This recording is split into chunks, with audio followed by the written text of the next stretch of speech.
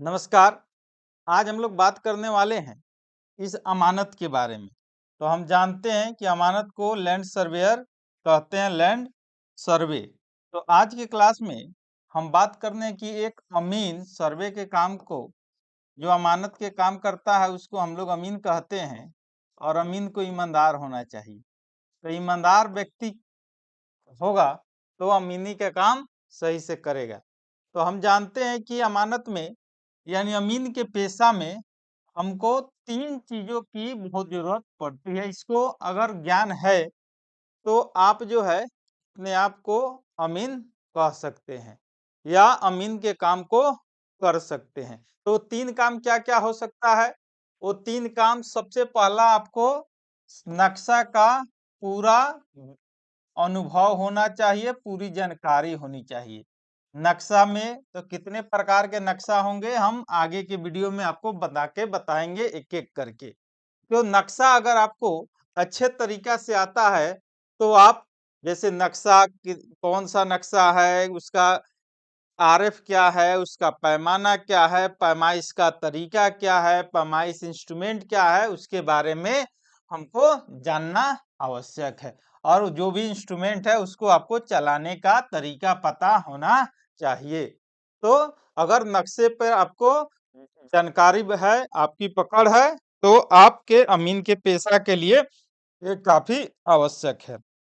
दूसरा है धरातल। धरातल कहिए, सरजमीन कहिए, फील्ड कहिए, जो कहना है कहिए, खेत कहिए।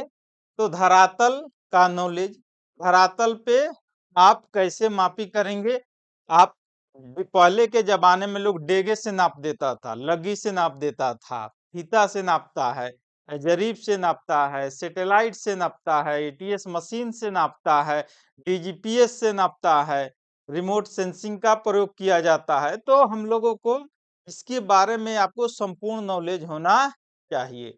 तीसरा आपका दस्तावेज की जानकारी होनी चाहिए। दस्तावेज माने कौन-कौन से जमीन का दस्तावेज होता है, जिसके बारे में हम जानेंगे। तो एक खतियान, सबसे पहला प्रमुख क्या होता है? खतियान। अगर आपकी संपत्ति, आपका जमीन जो है खानदानी है, माने दादा परदादा के जमाने से आपके पास ट्रांसफर होते हुए आ रहा है। पहले परदादा के पास था, फिर दादा के पास आया, फिर पापा के पास आया, अब आपके पास है, आपके जाने के बाद आपके बाल बच्चा के पास आएगा, उसके ने के बाद उसके बाल बच्चे का। तो ये क्या है? पैतृक संपत्ति का ट्रांसफर। तो पैतृक संपत्ति जो है बचा के रखना चाहिए। भले एक एक टाइम, एक समय आप उपवास सो लीजिए, लेकिन पैतृक संपत्ति को बचा के रखना चाहिए। वो धरोहर है और वो आपके इमरजेंसी में काम आता है। दूसरा होता है केवाला। केवाला या रजिस्ट्री का कागज। केवाला या रजिस्ट्री का कागज, अगर आप जमीन को खरीदते हैं तो जाके आप रजिस्ट्री कराते हैं। तो आपको, तो आदमी जब पैसा कमाता है तो उनका पर्पस होना चाहिए कि हम जमीन खरीदें। तो केवाला और रजिस्ट्री। तीसरा होता है बंदोबस्ती पर्चा। तो बंदोबस्ती पर्चा सरकार के द्वारा आपको मिलता है। अगर आप भूमिहीन है या और कई भी कारण होते हैं, तो सरकार जो है आपको जमीन क्या कर देती है, आपके नाम से बंदोबस्त कर देती है। अब बंदोबस्त किया हुआ जमीन को आप बेच नहीं सकते हैं, बस अपना यूज कर सकते हैं। इसके बाद का है आपका दान। जैसे पहले के जमाने में लोग अपने लोगों को जो काम उम करते थे, या अपने परिचितों को या अपने बेटियों को पैसा ना देके जमीन ही दान देते थे।